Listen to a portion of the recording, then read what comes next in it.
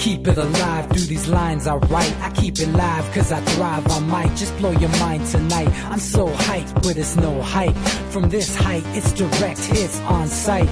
I'm your type, lend me your ears to show you that there's something in me. I'm not giving up, I'm standing right here, holding these days hostage. And I'll make this my year. We turning fear into love, and the love's in the air. I love doing this cause nothing compares. Nothing can share that same type of feeling when you feeling them flares. They can't catch it, it's havoc. I rip to a tear, switch a scenario. My stereos, I leave them impaired. Variables start to change and they're all in my range. I just gotta grab it, it's all mathematics. Every step is drastic, I make it fantastic. I'm trying to take your breath away. Asthmatic. This is live through the stereo. Go and let it blow, blow through the stereo. I'ma let them know through the stereo. Yo, here we go through the stereo, stereo. This is live through the stereo. Go and let it blow, blow through the stereo. I'ma let them know through the stereo. Yo, here we go through the stereo, stereo.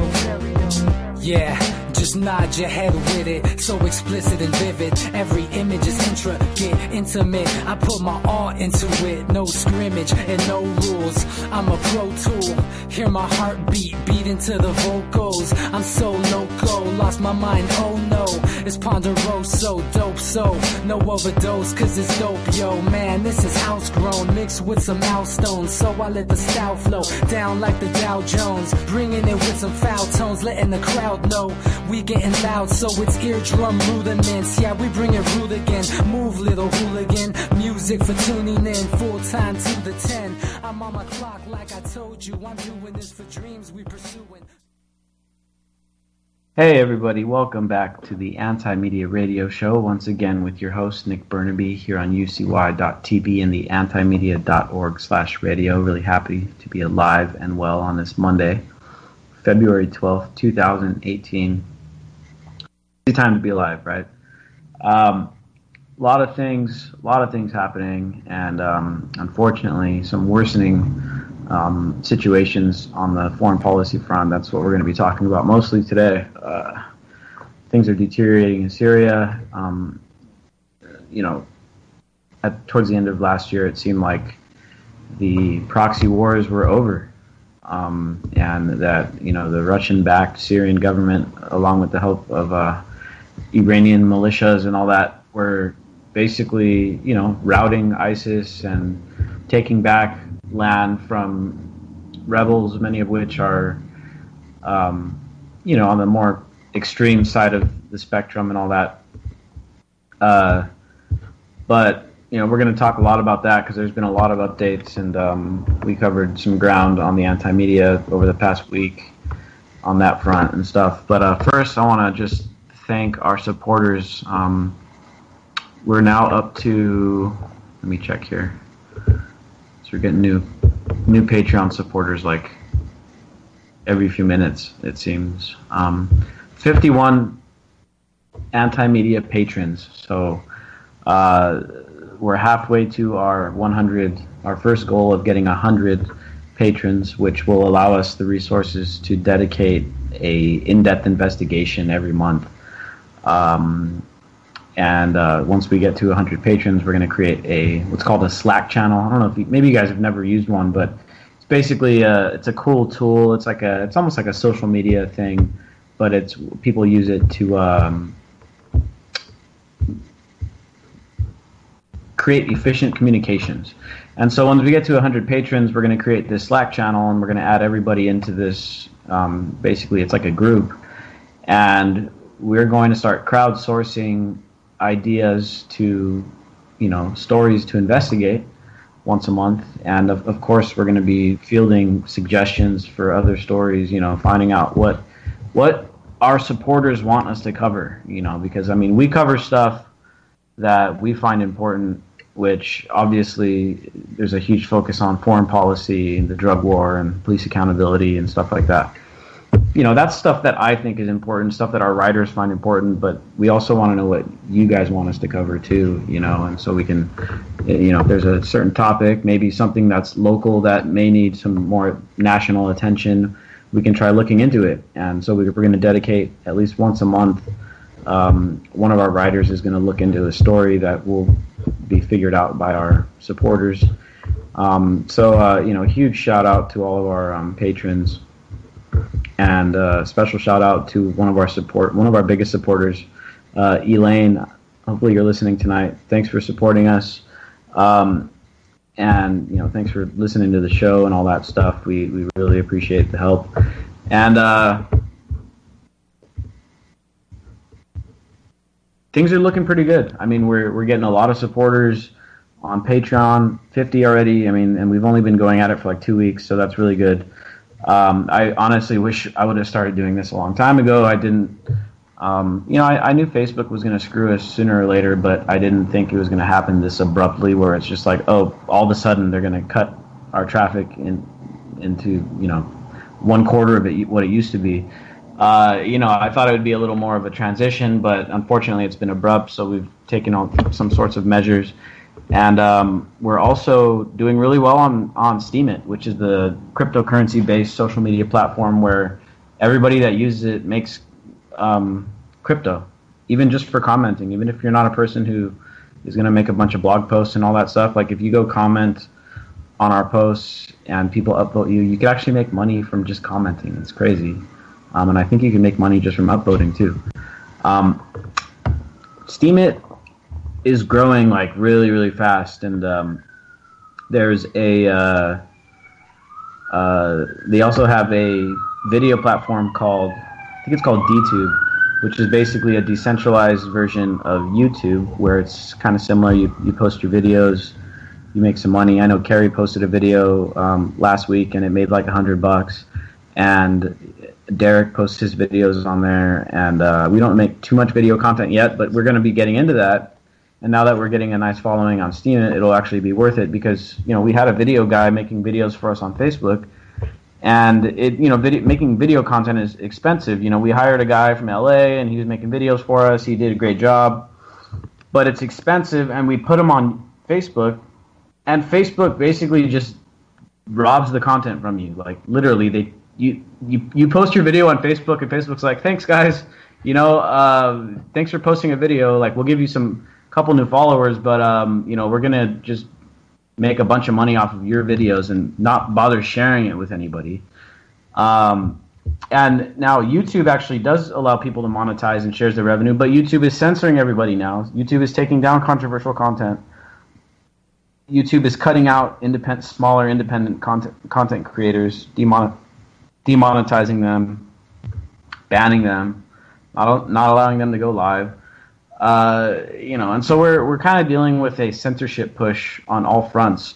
And the thing about censorship is that it creates an alternate market.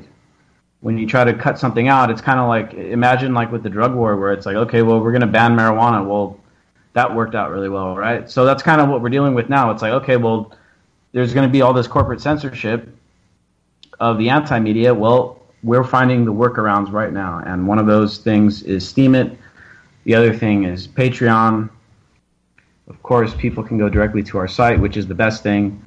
The best thing you can do for us is just go to our site and submit content to us on the My News section. Sign up for an account, upvote, downvote, so we know what's important to you guys.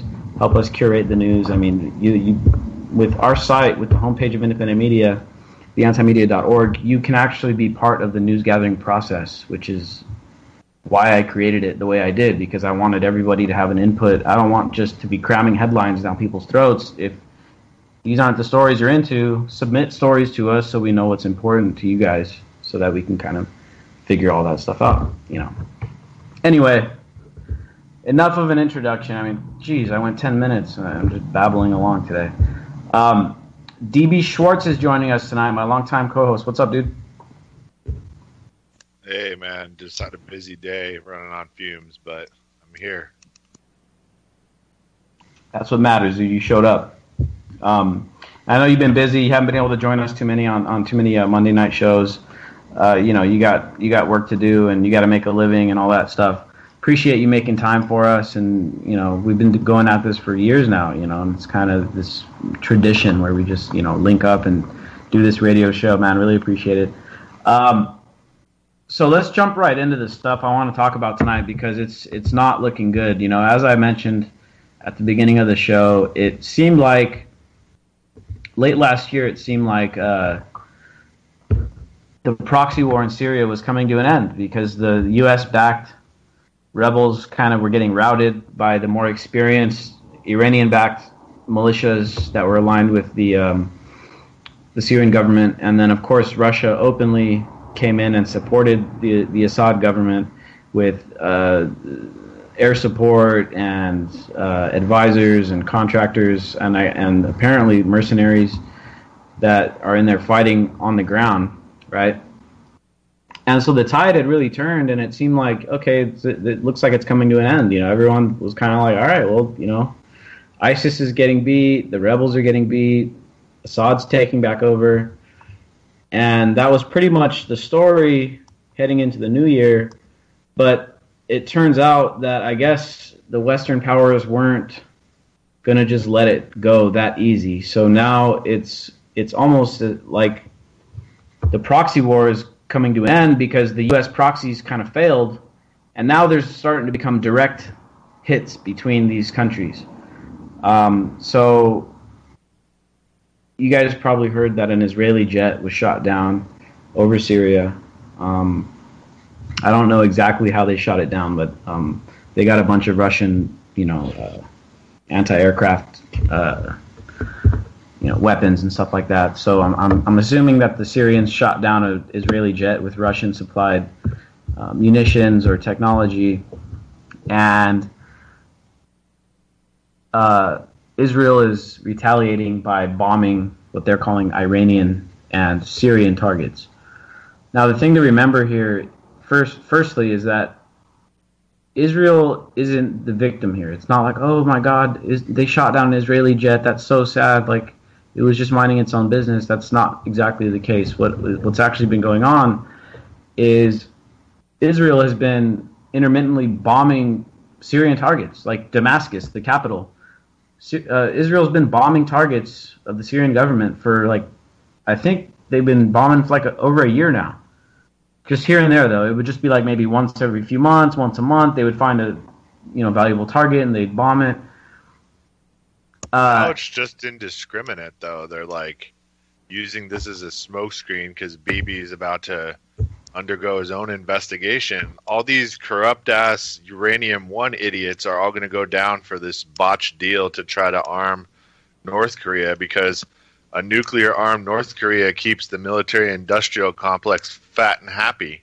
I wonder if people understand that. So it was actually morons inside of the U.S. government and Saudi Arabia and Israel all working together, and the UK, can't leave them out of it.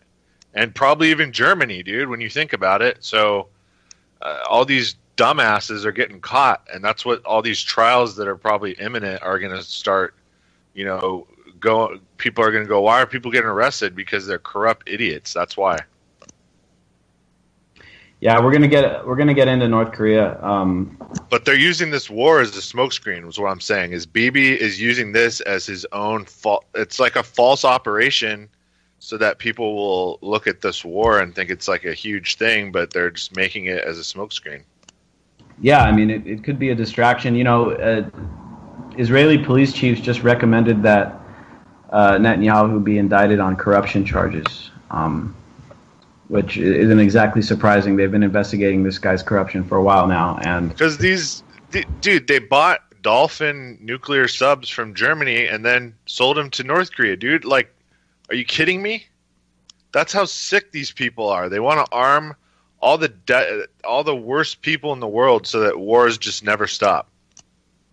Yeah, it's insane, dude. It's insane. I want to stick to what's going on in Syria, though, for now. We're going to get on to North Korea in a little bit later. So you got Syria and Russia said that they were going to start defending themselves against Israeli strikes. Okay, they said that a few months back, and now they've just shot down a jet. So they're following up on what they said they were going to do. Israel has been testing them to see if they're going to do it. They have. The Israeli pilots in the jet weren't killed. They parachuted out to safety. the same can't be said for whoever the Israelis are killing over there in their airstrikes. I don't know how many civilians they've killed so far, but it's probably in the hundreds.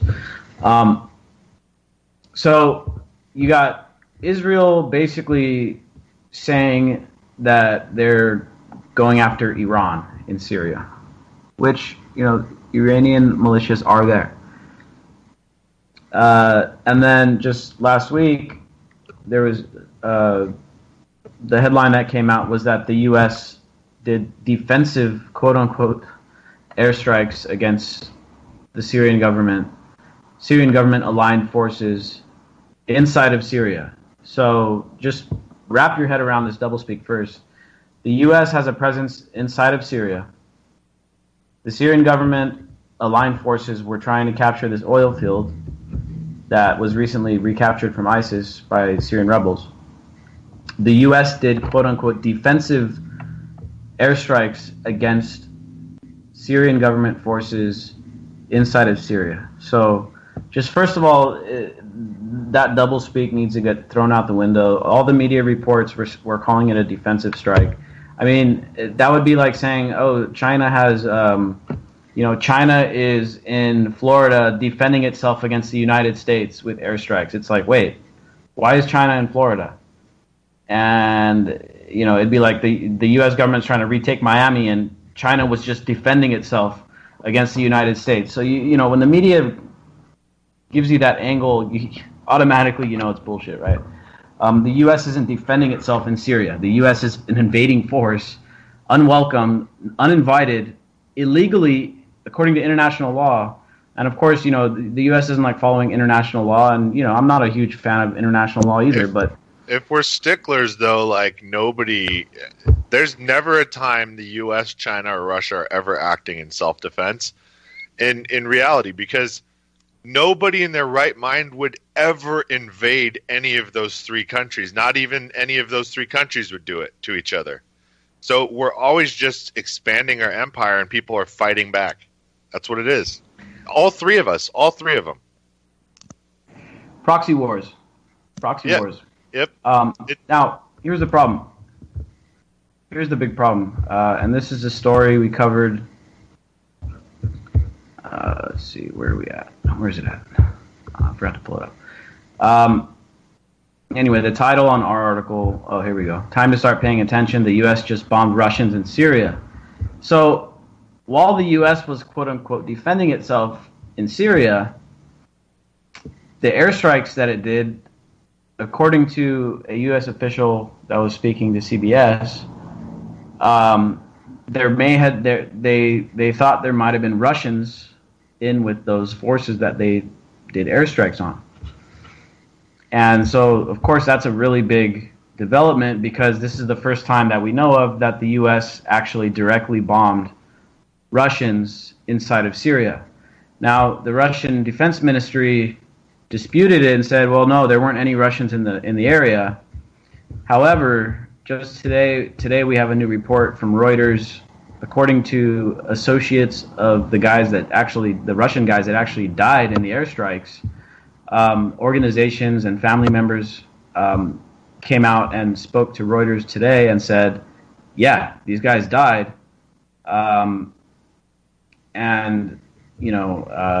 So basically it's true. The U.S. bombed and killed Russian fighters in Syria. Now, these guys technically weren't Russian government operatives. They were like acting on their own. They were like, I guess you can call them mercenaries, contractors, and those kinds of people.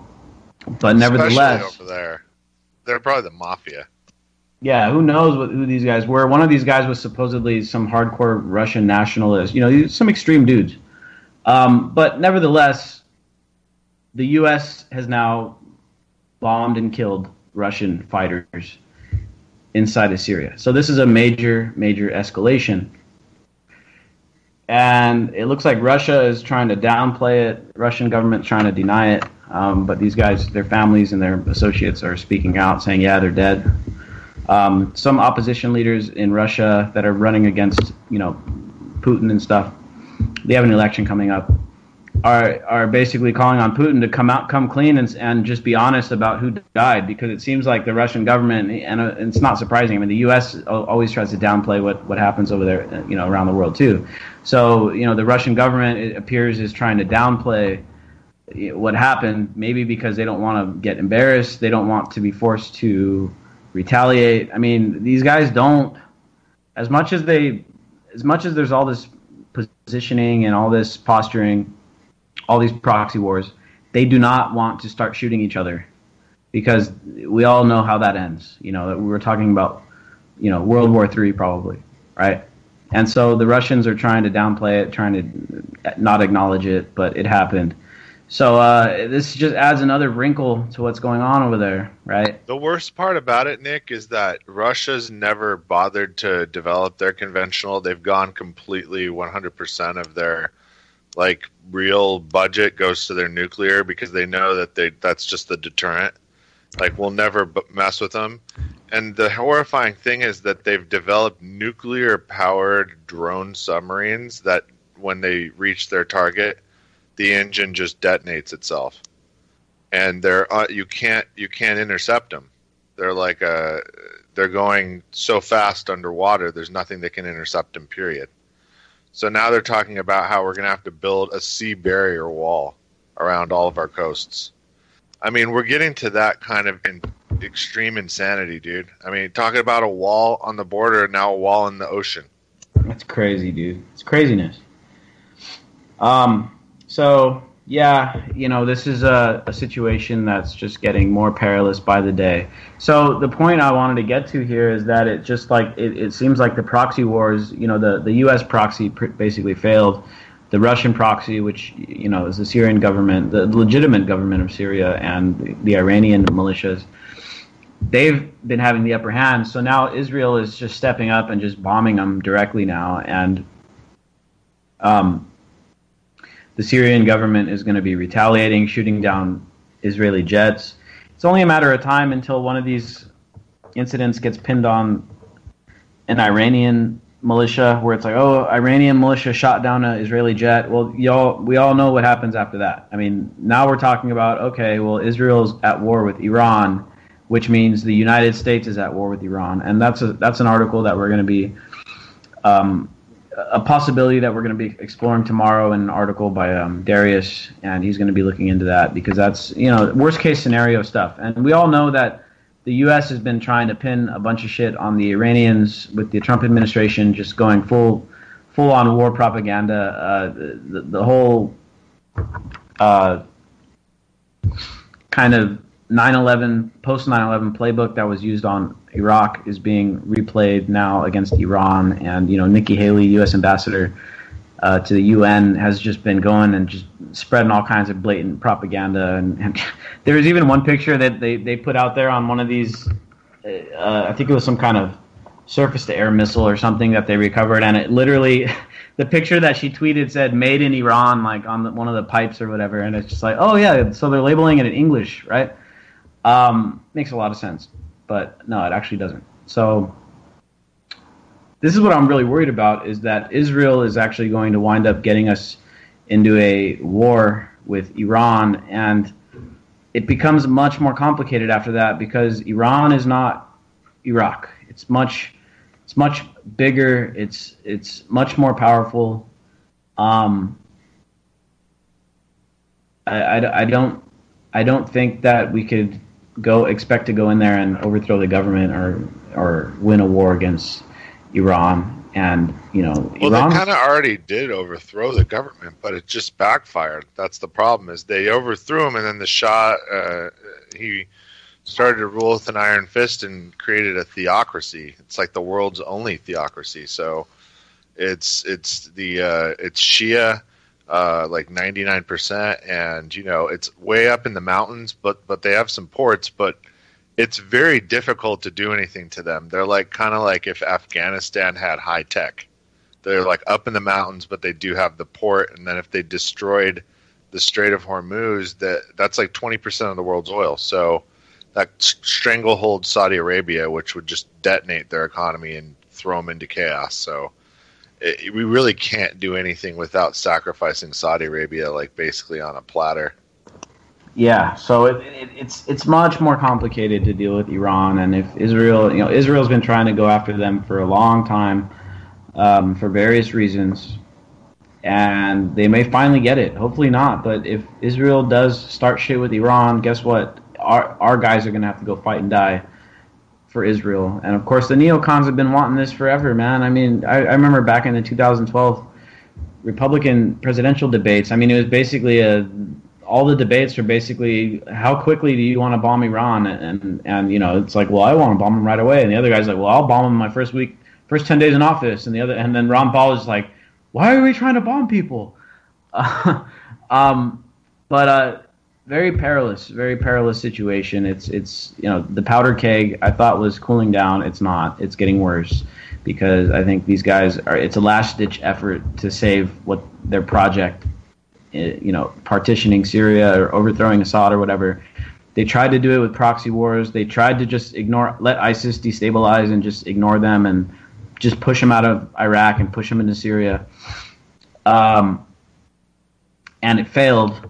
And now it's like, shit, well, we're just going to have to start bombing them directly, and Israel's leading the way. The United States, U.S.-led coalition is now bombing the Syrian government, or Syrian government-aligned forces, killing Russians. Very, very nasty situation, dude. And it's the worst part of it all is, I remember back in 2013 when we had the No War with Syria movement, people actually gave a shit.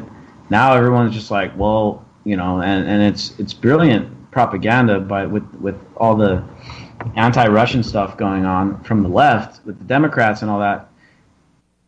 The Democrats now, it's like, oh, well, we're bombing Russia and Syria, and the Democrats are like, yeah, that's fucking awesome. And it's like, what the fuck is going on with these people? I mean, these guys were against the war in Iraq, supposedly, or were they just against it because Bush was doing it? And now Trump is now bombing Russians in Syria, and these guys are so anti-Trump, you'd think, oh, well, they're going to be critical of Trump's foreign policy, but they're also now so anti-Russian that they can't say anything because they look like hypocrites. Brilliant propaganda, this whole Russiagate thing, the way that they did that, and the way that they've kind of arrested the anti-war left, the fake anti-war left, which is just superficially anti-war. They can't even say anything now because they hate Russia so bad that if Trump's bombing Russia, they're like cheering it on, right? So it's really concerning to me that there's really no opposition to this war. There's no opposition at all that I could see, except for from people like us. They're handful of anarchists, handful of libertarians and stuff that are like, okay, well, and then you got the anti-imperialist left, which is a very small minority of, maybe the far extreme Bernie Sanders leftists and, the socialists and stuff like that. They make up such a small percentage, though, of the people that it's not that big of a movement. Now, if we could get mainstream Democrats to come around and say, okay, we're going to be against this escalation in Syria, well, then maybe we'd be talking about having major protests like the size of the Women's March and stuff like that. But I just, like I said, they've been so good with this with the Russiagate propaganda that it's like they kind of chained that up before any of this even happened in anticipation for it, and you start to make more sense out of what they're trying to accomplish with the Russiagate thing. Maybe not so much to actually impeach Trump, but more or less to ensure a anti-Russian foreign policy, which, like you said, DB, it just ensures the military-industrial complex to keep building up, keep on fluffing the budget with military spending. We saw the new budget got passed and signed into law by Trump. I think, what was that, on Friday night, maybe? It raised a bunch of spending, like another $85 billion in military spending. It's like every year they're raising it like $85 billion now. Trump released his new budget. What was it, the 2019 budget he just released? And it calls for like cuts to the safety net and then more military spending. I mean, these guys are just building up the military. It's just ridiculous, absolutely ridiculous. And the fact that people aren't up in arms over this just blows my mind. It really does. So we got this thing going on now. It looks like Iran is the next big point of contention, right, in the Middle East, which, like I said, the neocons have been wanting to do this for a long time. Israel's been wanting to do this for a long time. It's not surprising. It's always been one of those things where it's like, okay, yeah, they want to do this, but I don't think they can do it because Iran's just too powerful. They've got a deterrent. They've got enough allies where, it wouldn't make sense. But the situation is starting to unfold where you could actually see how it's going to happen. Okay, Israeli jet gets shot down. It's pinned on Iranian militias. Israel retaliates directly on Iranian soil. Iran fires a missile at Israel. The U.S. intervenes, and then boom, we're all in a big-ass war, right? That's a scenario that could play out very well, very likely in the next few months. And then, we're going to be trying to,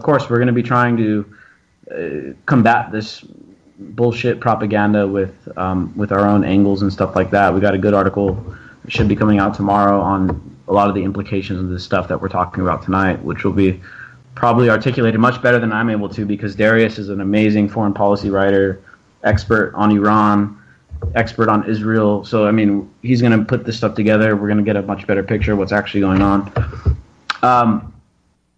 So that's in the Middle East. But that's not the only place where we're having a hotspot. A couple other places. First, just briefly, I want to mention what's going on in Ukraine, because we're going to be posting an article on this tomorrow morning, I think. Yeah, tomorrow morning we'll have an article on Ukraine. They're calling for a new report from NATO is calling for 20,000 UN troops to be put into Ukraine to supposedly protect their elections. Sounds a little bit like martial law to me, but they want to put more troops in Ukraine from Western countries as a check against Russian influence, I guess, is what they would be telling us what it's actually about. So there's that. And then on the Eastern Asian front, you got the stuff going on in Korea, which I want to talk about next. You got the Olympics going on, and looking at it, if you take out what the U.S. is doing geopolitically over there in Korea right now, the picture actually looks pretty good. It's like, oh shit, well, damn, the North Koreans sent a delegation. The North Koreans invited the South Korean president to come visit them and have talks in their capital. They formed a joint Olympic team. The teams came out together, and it's like, damn, dude, the Koreans are actually trying to make peace. And Kim Jong-un has lowered the wall a bit, and he's opened himself up to a little bit of vulnerability. The South Korean president, which actually went on a dovish platform saying, hey, I want to make peace with North Korea, is very receptive to what's going on. They're really showing some Korean unity out there. It looks great. It looks great from that perspective. But then you throw the U.S. into the mix, and it's just Mike Pence, this fucking ignorant piece of shit asshole. Like, I can't tell you how much I fucking hate this guy, especially now. I can't stand that he's anti-gay. I can't stand that he's a fucking... Well, he's definitely gonna come out at some point, dude, or be outed, and that's why he's so anti-gay. Yeah, he's probably just projecting. Well, dude, it's always what it is. Like, there's nobody I've ever met that's like super against anything that's not like just suppressing their own like desire. True, very true. But beyond the domestic stuff, Pence is over there in the region. He's at the Olympics, and he's literally over there trying to disrespect North Korea. Like, he's also disrespecting South Korea. They came out with the United Olympic team, North and South Korean Olympic team, and Pence refused to stand up. He's in fucking South Korea, and he refused to stand up or applause for the joint team. He was put in the same box with the North Korean, I think it's like the sister, what's her name, Kim Jong-nam. Yeah, it's Kim Jong-un's sister, which is, she's like a symbolic head of state over there in North Korea or whatever. Put in the same box, refused to acknowledge her, didn't talk to her.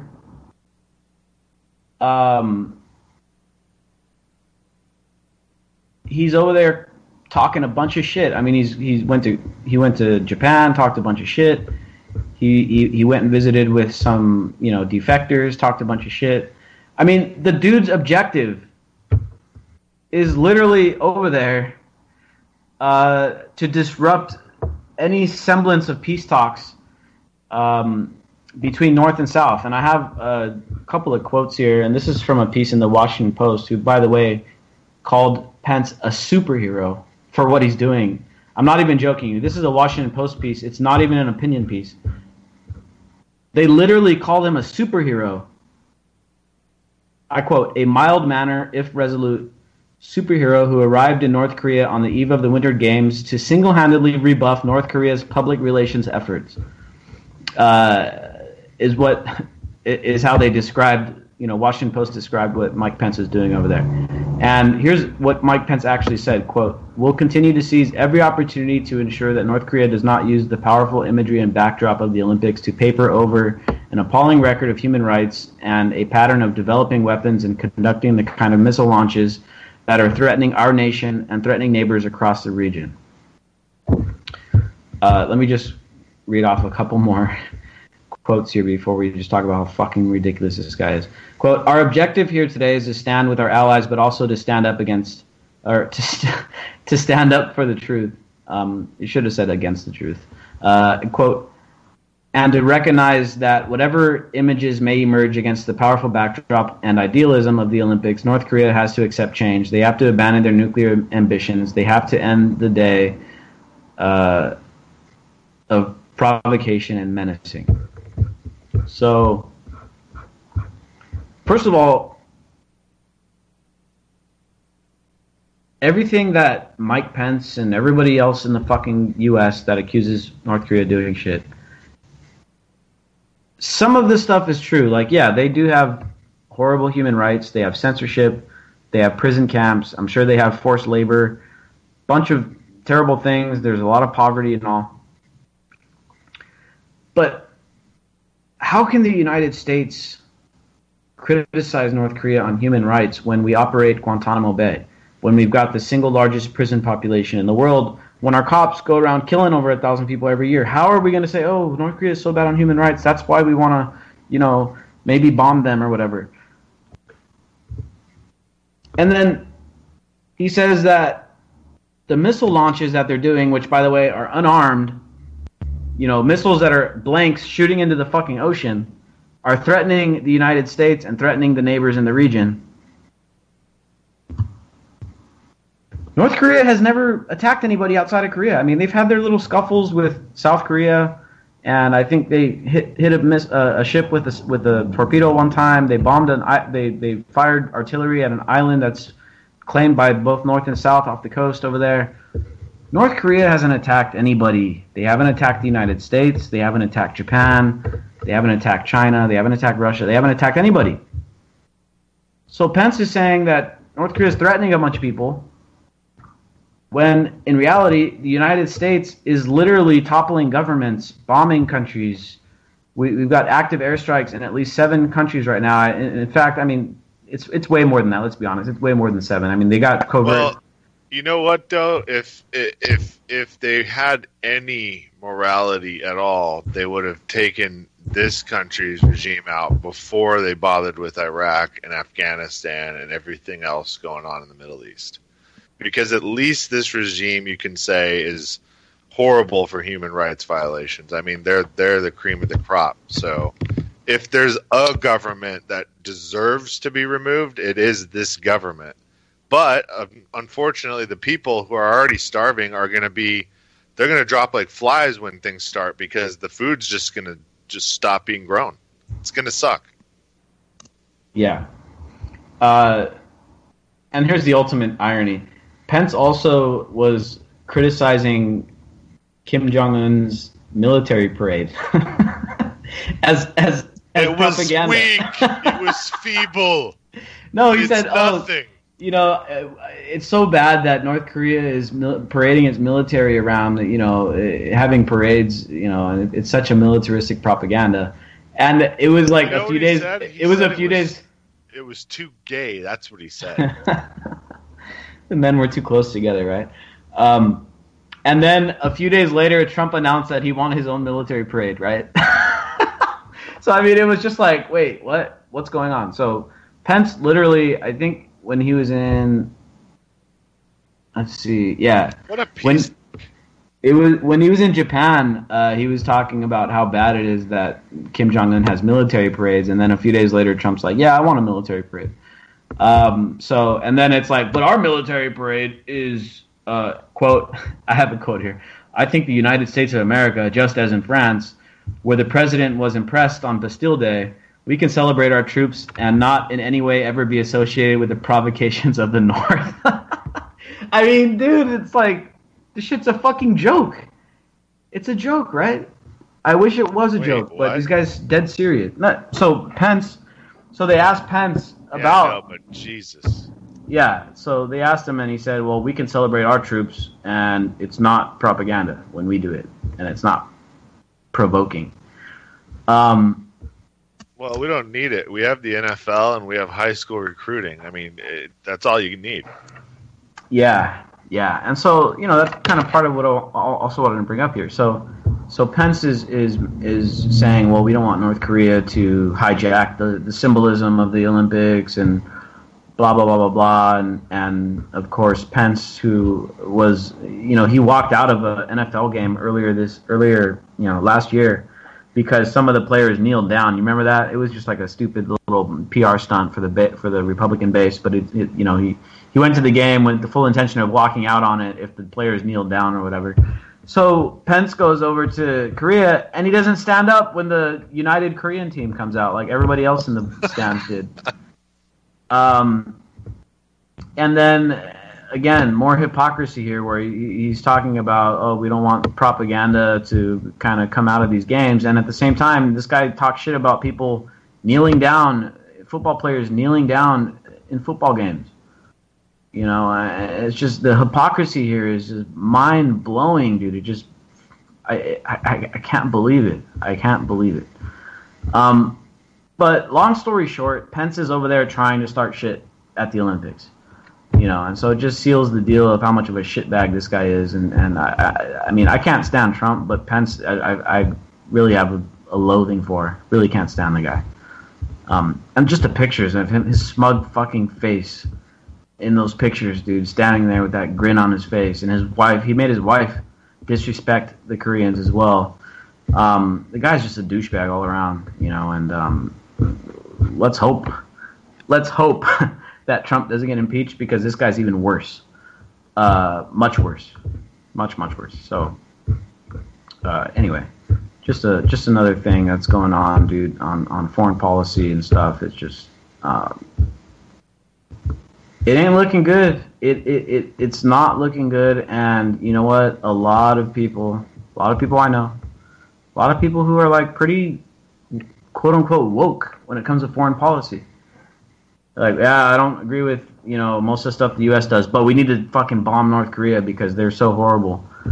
It just shows how good the propaganda is. They've been going at this demonization campaign probably ever since the end of the Korean, the U.S. involvement in the Korean War, which never fully ended. I mean, it's at a detente or whatever you want to call it.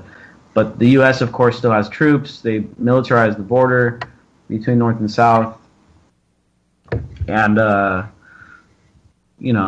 it's the war is still going. It hasn't officially ended. But I think North and South Korea are actually, they're getting to the point now where they're, like, so worried about what the U.S. might do that they're actually ready to come to the table and talk to each other. These guys are ready to make peace, but they just don't want the United States getting in the way, which it seems like is what Pence is over there trying to do. And so these guys are trying to make peace with each other.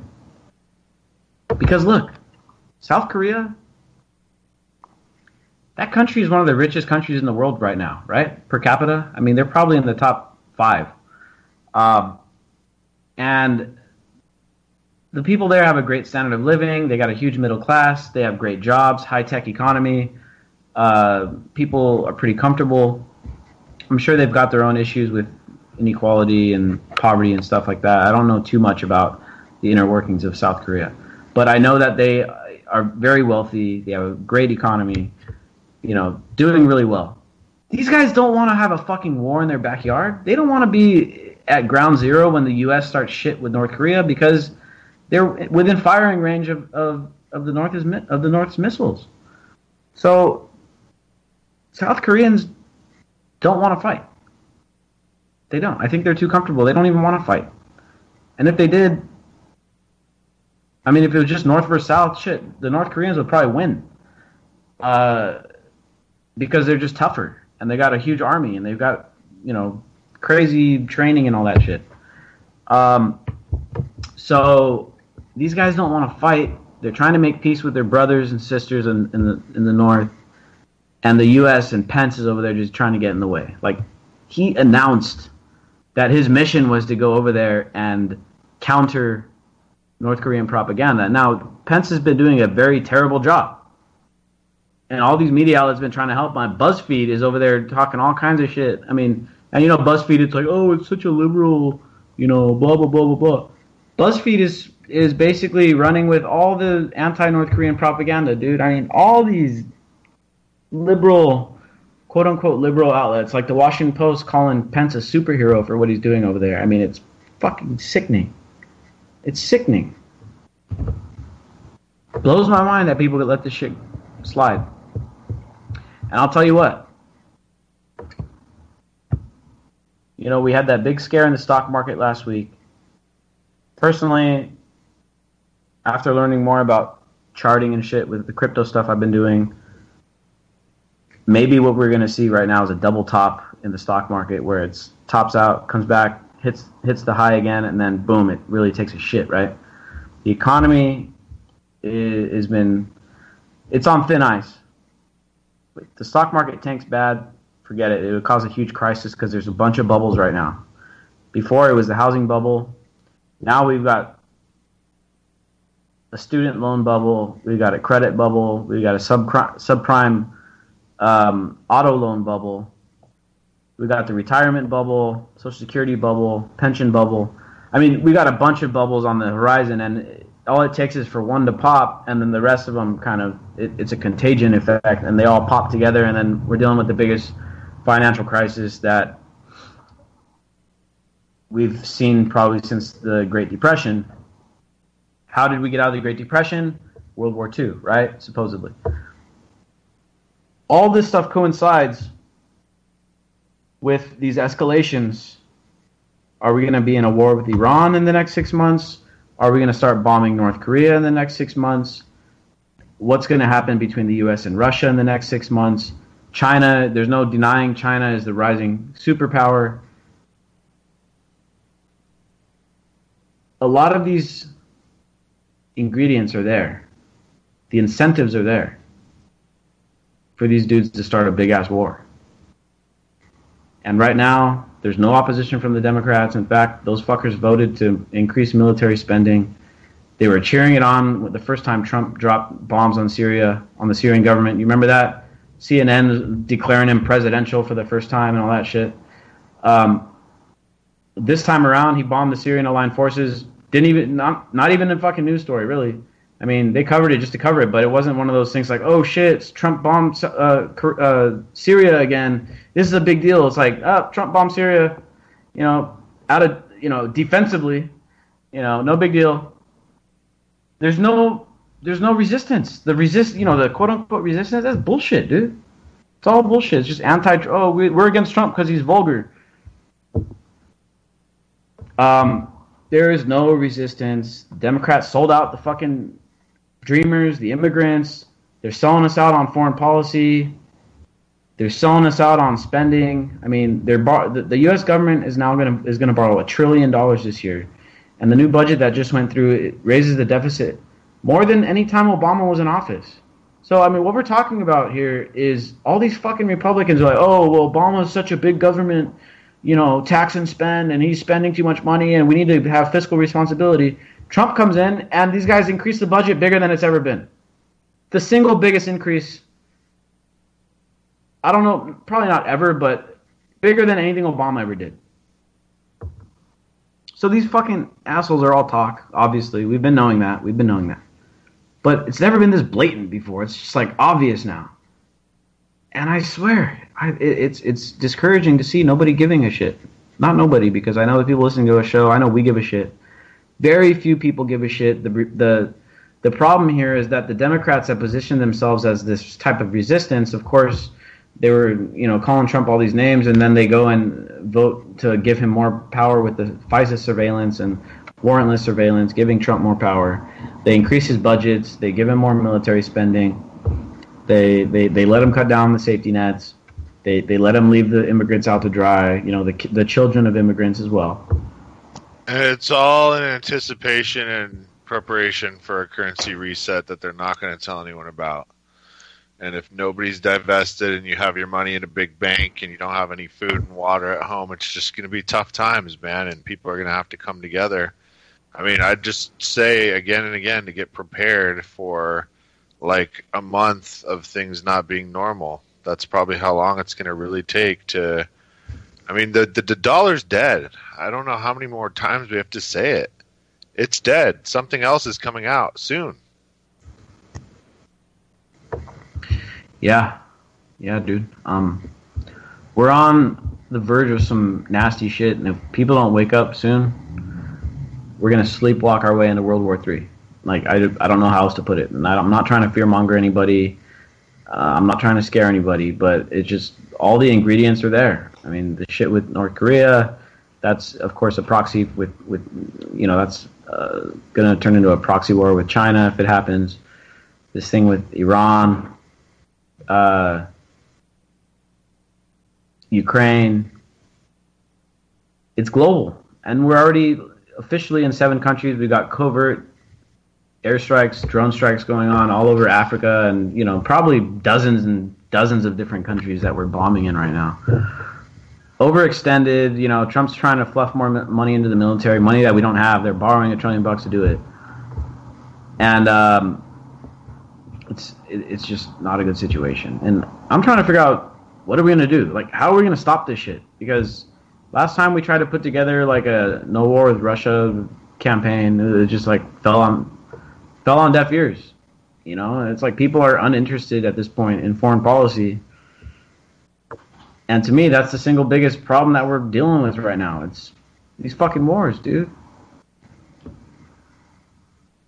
And we can't count on anybody in the establishment to oppose them. They're all voting for that stuff. I mean, you got a couple senators. I mean, Bernie Sanders voted against the spending bill because he said it raised too much money in the military. That was surprising. Bernie Sanders is not the strongest guy on foreign policy. I mean, the guy, voted for some questionable things on foreign policy, including funding for the Iraq War. He voted against it. Rand Paul tried to stop it. He did a filibuster, shut down the government for like 6 hours or something. Some of the more freedom-minded people in the Congress, presume Tulsi Gabbard, I'm guessing, some of the guys in the Freedom Caucus and all that stuff kind of voted against it. But those guys aren't enough to stop it. Those guys are just, voices in the wilderness that are just yelling out and hardly anyone listening to them. And so what do we do? That's my question. That's what I'm trying to figure out. What kind of campaign can we do to get people to wake the fuck up about foreign policy? It's just, I guess people are fatigued. People are tired of dealing with it. And another big thing is that our guys aren't dying. Like, our guys aren't dying because we're just sending drone strikes and we're sending, advisors and mercenaries out there to just turn other people into cannon fodder, locals or whatever. Which is a better I mean, it's a smarter tactic, because if you're actually trying to win, you don't send American troops to go fight and take a Muslim homeland. You got to arm the local guys and have them do the fighting. Otherwise, it'll be illegitimate, right? So, I mean, what do you think, dude? I mean, what can we do to get people to give a shit about this again? Oh man, I mean, it's been funny, but somebody's been basically saying the only thing that really maybe would is just if there was some sort of a lottery draft where anybody and everybody could potentially be sent to fight. I mean, we don't necessarily need too many people to man things anymore, and a lot of it's automated and a lot of it's high tech. But I mean, if everybody could potentially have skin in the game where their own kids or even themselves went and fought, I think we'd be a lot more anti-war. A straight draft would never. I don't think. I think that would lead to some sort of resistance, a real resistance from people to government policy. But if they sugarcoated it and said it was a lottery draft, and I could see him selling it. I think the American public might be able to be duped. But I mean, maybe that would lead to some anti-war actually happening. So I don't know, man. That's the only thing I think that happens. There's countries around the world that conscript people, and they really don't go to war as often. With the sole, exception being Israel, probably because, well, they really only fight countries that don't have real resistance to offer. So I guess you can't put them in that category, really, but. Yeah, man, I don't know. That's the only thing I can think of. What do you think? I mean, we stopped a war in Syria, sort of. I mean, we put enough pressure out there, but that fatigue's really set in. A lot of people I know are just trying to make it. Yeah, it's tough, dude, because we cover this stuff every single morning. A new drone strike, a new airstrike, someone getting blown up by the U.S., and I swear it's the same 40 people reading the story every single day, on our website. It's like, how much can you just, how long can you put up with this stuff? How long can you be like, oh my God, this is so bad that we've just bombed 20 kids in Afghanistan or something? When it's day after day after day after day, I mean, after a while, you're numb to it, right? You're like, oh fuck, we blew up another 20 kids. Oh, just another day. It's kind of like the whole school shootings. It's the same thing, dude. School fucking shootings happen every week, and it's, oh, there's another school shooting. Before it was like, oh, damn, there's a school shooting. That's so bad. What are we going to do about this? And now it's just like, another school shooting. Big deal. Same kind of thing, dude. People are just tired of it. There was so many that there's no possible way, statistically, that so many of those could have happened all in a succession without people screaming shenanigans about it. And, has anyone done a comprehensive investigation about each one? I mean, I'm waiting to hear still back on what the hell is happening with Vegas. Now there's another accomplice supposedly. So, I mean, it's like we're watching horrible macabre theater where people are actually dying, and it's like it's the world's a stage for these elites. You know what I mean? They don't give a crap about you. They'll crash a plane to kill one person. They don't care. Yeah, dude. So, it's just trying to figure out how we get people to fucking pay attention to this stuff. It's just, it's going to be a battle. If bombs go off in the U.S., will people care, or will they scream for more security? Well, if they do, they're going to want. If bombs go off here, they're going to want more wars, dude. Are they going to want more security though, or are we going to fall for another 9/11? Yeah, it's hard to say, dude. And to your point on the draft, I mean, how sad is it that in order to get us some resistance, they got to start conscripting our fucking kids into the military, and all of a sudden people are going to give a shit. It's like, dude, kids are dying around the world right now because of us. It's time to give a shit about that again and put an end to it.